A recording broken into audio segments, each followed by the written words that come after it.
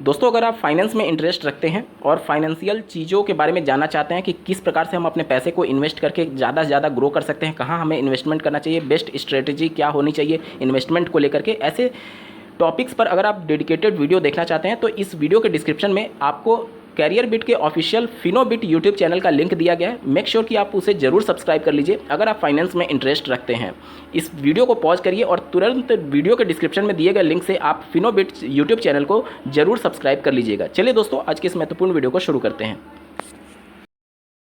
Selected BEd candidate की eligibility को लेकर के जैसा कि आपको ज्ञात होगा, मध्य प्रदेश की क्लैरिफिकेशन एप्लीकेशन पर 13 मार्च 2024 को सुनवाई हुई, जिसका कोर्ट ऑर्डर आ चुका है। कोर्ट ऑर्डर में आप स्क्रीन पर देख पा रहे होंगे, दो प्रश्न केंद्र सरकार से माननीय कोर्ट ने पूछा है। पहला ये कि 2023-24 और 24-25 को मिलाकर के कुल कितने पद रिक्त हैं प्राइमरी के लिए, और दूसरा प्रश्न जो पूछा है, क्या बीएड कैंडिडेट जो ऑलरेडी अपॉइंटेड हो चुके हैं 11 अगस्त 2023 के जजमेंट से पहले, उनके लिए 6 माह का ब्रिज कोर्स कराने के लिए कोई ऑपरेटिंग संस्था है? क्या इनको 6 माह का ब्रिज कोर्स करा करके बीएड कैंडिडेट जो ऑलरेडी अपॉइंटेड हैं उनको डीएलएड के समकक्ष लाया जा सकता है? अब यहाँ पर सेंट्रल गवर्नमेंट का जो रोल है, यूनियन ऑफ इंडिया का जो रोल है, वो बहुत अहम हो चुका है कि वो जिस तरीके से अपना आंसर काउंटर फाइल करेंगे उससे सेलेक्टेड बीएड के भविष्य में जाकर के तय हो रहा होगा। क्योंकि यहाँ पर अगर केंद्र सरकार सीधे ये कह देती है नहीं, हमारे पास इस समय इस प्रकार की कोई भी संस्था नहीं है, तो कहीं ना कहीं जो सॉफ्ट कॉर्नर है ऑनरेबल सुप्रीम कोर्ट में बीएड सेलेक्टेड कैंडिडेट्स को लेकर के, क्योंकि इससे पहले भी इस प्रकार की याचिकाएं जा चुकी हैं श्री अर्नब गोची की, जिसको हाल ही में ऑनरेबल सुप्रीम कोर्ट ने कैंसिल कर दिया था, खारिज कर दिया था। लेकिन मध्य प्रदेश की क्लैरिफिकेशन एप्लीकेशन को लेकर के जिस प्रकार से बीच के रास्ते की तहत आगे बढ़ा जा रहा है, क्योंकि अगर बीएड सेलेक्टेड कैंडिडेट को लेकर के सुप्रीम कोर्ट अगर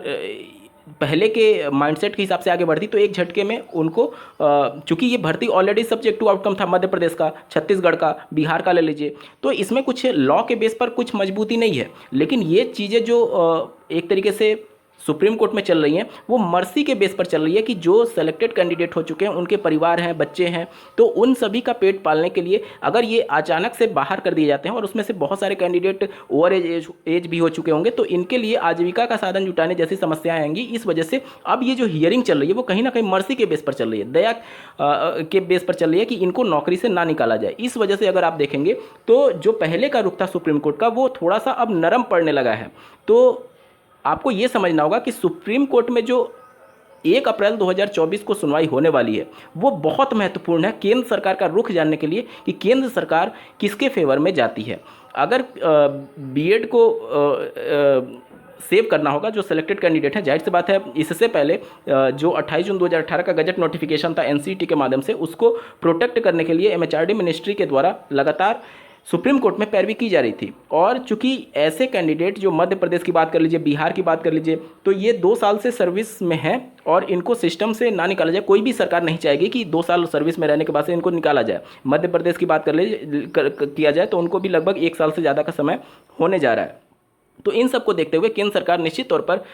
जो प्रश्न पूछे गए हैं कि क्या कोई ऐसी संस्था अवेलेबल है जिससे इनको 6 माह का ब्रिज कोर्स करा करके इनको डीएलएड के इक्विवेलेंट बना दिया जाए। हालांकि अगर अभी की परिस्थिति में देखेंगे तो ये रिटर्न फॉर्म में है कि कोई भी इस प्रकार की संस्था नहीं है। मैं आपको इसका एक प्रूफ दिखाता हूँ।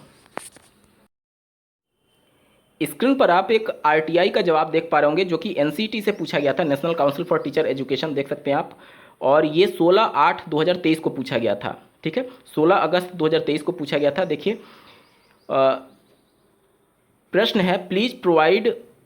Information regarding syllabus of the bridge course for BEd candidate as mentioned in gazette notification 28 June 2018। यानी ब्रिज कोर्स का सिलेबस क्या होगा इसके बारे में पूछा गया था। Please furnish a list of institute that are recognised by NCT conducting the bridge course till date. यानी कि अगस्त 2023 तक कौन से ऐसे इंस्टीट्यूट थे जो कि रिकॉग्नाइज किए गए हैं एनसीटी के द्वारा ब्रिज कोर्स कंडक्ट कराने के संदर्भ में। तीसरा प्रश्न पूछा गया था, how many BEd candidates have completed the bridge course within 2 year of appointment in Uttar Pradesh. और चौथा प्रश्न ये पूछा गया था, after the gazette notification 28 June 2018 how many BEd candidates has appointed to the post of assistant teacher in primary school in Uttar Pradesh. तो ये सब प्रश्न पूछे गए थे जिसका जवाब आया था 21 अगस्त 2023 को। और रिप्लाई देख सकते हैं पॉइंट 1 और पॉइंट 2 के लिए। यानी कि पहला प्रश्न क्या था कि कोई सिलेबस देने के लिए ब्रिज कोर्स का, और ये पूछा गया था कि कितने ऐसे इंस्टीट्यूट हैं जो कि रिकॉग्नाइज किए गए हैं एनसीटी द्वारा 6 माह का ब्रिज कोर्स कराने के लिए। तो एनसीटी ये जवाब देती है, एज पर information available no institute is at present recognise by regional committee of NCT for offering 6 month special programme in elementary education. NCT साफ तौर पर आरटीआई के माध्यम से जवाब दे रही है कि इस समय तक देश में कोई भी एनसीटी अप्रूव्ड या फिर रिकॉग्नाइज संस्था नहीं है जो कि बीएड कैंडिडेट को 6 माह का ब्रिज कोर्स कंडक्ट कराए। और जो तीसरा और चौथा प्रश्न था कि कितने कैंडिडेट हैं जो कि 2 साल के अंदर अभी उनका अपॉइंटमेंट हुआ है लेकिन ब्रिज कोर्स नहीं किए हुए हैं, और कितने लोगों को अपॉइंटमेंट दिया गया है 28 जून 2018 के नोटिफिकेशन के हिसाब से, इस प्रकार के प्रश्न पर एनसीटी जवाब ये देती है, there is no such record information available in office record of NCT. NCT कह रही है कि हमें इसके बारे में जानकारी नहीं है कि 2018 के नोटिफिकेशन के हिसाब से कितने लोगों को रोजगार दिया गया है बीएड कैंडिडेट को, और कितने कैंडिडेट हैं जिनको अभी अपॉइंटमेंट के 2 साल के अंदर ब्रिज कोर्स कंडक्ट कराना है या फिर कंप्लीट कर चुके हैं। इस प्रकार का कोई भी रिकॉर्ड नहीं है एनसीटी के पास। हालांकि ऐसे कैंडिडेट जो 28 जून 2018 के गजट नोटिफिकेशन के आधार पर 6 माह का ब्रिज कोर्स जिनको करना था, जिस भी राज्य में ये भर्ती हुई है, अभी किसी भी राज्य में 6 माह का ब्रिज कोर्स कंडक्ट नहीं कराया गया है। क्योंकि अगर आप देखेंगे 6 माह का जो ब्रिज कोर्स चलता था वह इन सर्विस टीचर्स के लिए जो 2017 में आपको ज्ञात होगा केंद्र सरकार के माध्यम से एनआईओएस संस्था को रिकॉग्नाइज किया गया था कि आप 6 माह का ब्रिज कोर्स कराइए। देखिए 2 प्रकार के कोर्स लॉन्च किए गए थे, एक तो 18 महीने का जो कि अभी हाल ही में सुप्रीम कोर्ट ने अपना जजमेंट दिया है एनआईओएस डीएलएड के बारे में, और दूसरा कोर्स था 6 माह का स्पेशल ब्रिज कोर्स जो कि बीएड कैंडिडेट के लिए था। अब आपको मैं बता दूं कि उत्तर प्रदेश समेत देश भर में जितने भी राज्य थे उस समय की परिस्थिति के हिसाब से, जब हमारे देश में आरटी एक्ट 2009 लागू हो रहा था, तो उस समय ये चीज़ें पहली बार डिफाइन हुई कि प्राइमरी में बीएड कैंडिडेट एलिजिबल नहीं होंगे। तो उस समय पहले की जो सिचुएशन थी, यानी कि जब ये कानून नहीं था उससे पहले बीएड कैंडिडेट बहुत सारे अपॉइंट हो चुके थे, और आरटी एक्ट 2009 के धारा 23 के उपधारा 2 में अगर आप देखेंगे तो ये भी पावर एथोराइज्ड किया गया है सेंट्रल गवर्नमेंट को कि अगर पर्टिकुलर किसी एक राज्य में जो मिनिमम एलिजिबिलिटी यानी डीएलएड की संख्या पर्याप्त नहीं है तो केंद्र सरकार एनसीटी से अप्रूवल लेकर के पर्टिकुलर उस राज्य में 5 साल तक, अधिकतम 5 साल तक बीएड कैंडिडेट को अलाउ कर सकती है। लेकिन भविष्य में जाकर के इन बीएड कैंडिडेट को 6 माह का एक ब्रिज कोर्स करना होता है। वो उस आरटी एक्ट में मेंशन नहीं किया गया, लेकिन इनको 6 माह का एक विशिष्ट बीटीसी या फिर 6 माह का ब्रिज कोर्स कंडक्ट कराया जाता है। अगर आप सितंबर 2017 का रिकॉग्निशन लेटर देखेंगे एनसीटी का, जिसमें एनआईओएस की बात की गई है और 6 माह के बीएड कोर्स की बात की गई है, तो ऐसे कैंडिडेट जो सिस्टम में पढ़ा रहे थे लेकिन ट्रेंड नहीं थे, अब 2 प्रकार के अनट्रेंड टीचर थे, एक तो जिन्होंने बीएड कोर्स कर रखा था और दूसरा कोई भी कोर्स नहीं कर रखा था। तो जिन्होंने कोई भी कोर्स नहीं कर रखा था उनके लिए एनआईओएस डीएलएड कोर्स को लॉन्च किया गया, और जिन्होंने बीएड कोर्स कर रखा था लेकिन बीएड चूंकि प्राइमरी के लिए एलिजिबल नहीं था तो उनके लिए 6 माह का ब्रिज कोर्स कंडक्ट कराया गया था, जिसकी लास्ट डेट जो थी वो 31 मार्च 2019 थी।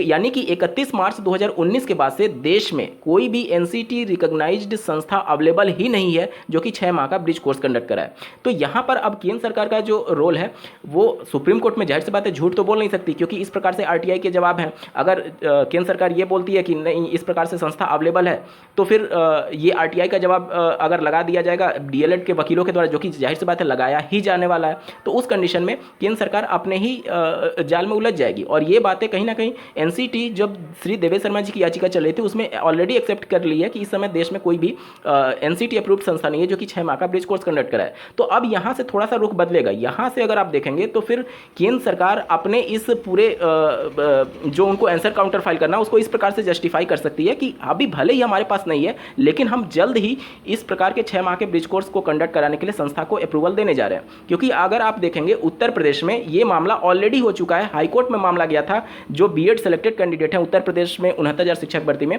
वह हाईकोर्ट का दरवाजा खटखटाते हैं कि राज्य सरकार हमें 2 साल से ज़्यादा हमारा अपॉइंटमेंट का समय हो चुका है, बावजूद इसके 6 माह का ब्रिज कोर्स कंडक्ट नहीं करा रही है। उस समय एनसीटी से भी आंसर काउंटर फाइल करने के लिए बोला गया था और स्टेट गवर्नमेंट के बेसिक एजुकेशन डिपार्टमेंट को भी आंसर काउंटर फाइल करने के लिए बोला गया था। बेसिक एजुकेशन डिपार्टमेंट अपने हाथ इस बात को लेकर के खड़ा कर देती है कि एनसीटी ने कोई भी संस्था को अभी रिकॉग्नाइज नहीं किया है तो हम कैसे 6 माह का ब्रिज कोर्स कंडक्ट कराएं। एनसीटी से जब पूछा गया तो उन्होंने ये कहा कि इस प्रकार का कोई भी हमारे पास अभी एप्लीकेशन नहीं है अप्रूवल के लिए कि हम 6 माह के ब्रिज कोर्स कराने के लिए आपसे अप्रूवल ले रहे हैं। तो इस प्रकार से बॉल कभी बेसिक एजुकेशन डिपार्टमेंट के पाले में और कभी एनसीटी के पाले में जा रही है और अभ्यर्थी इसी तरीके से परेशान हो रहे हैं। तो वहाँ पर हाईकोर्ट ने ये कहा कि ये कैंडिडेट की जिम्मेदारी नहीं है कि उनको 6 माह का ब्रिज कोर्स कराना है, ये राज्य सरकार और एनसीटी की जिम्मेदारी है कि उनको 6 माह का ब्रिज कोर्स कराना है। और भविष्य में जाकर के 69,000 शिक्षक भर्ती में सेलेक्टेड बीएड कैंडिडेट को इस बात के लिए कोई भी खतरा नहीं होगा कि इन्होंने 6 माह का ब्रिज कोर्स 2 साल के अंदर क्यों नहीं किया, क्योंकि 28 जून 2018 का गजट नोटिफिकेशन उस समय लीगल पोजीशन में था जब 69,000 शिक्षक भर्ती कंप्लीट हो रही थी और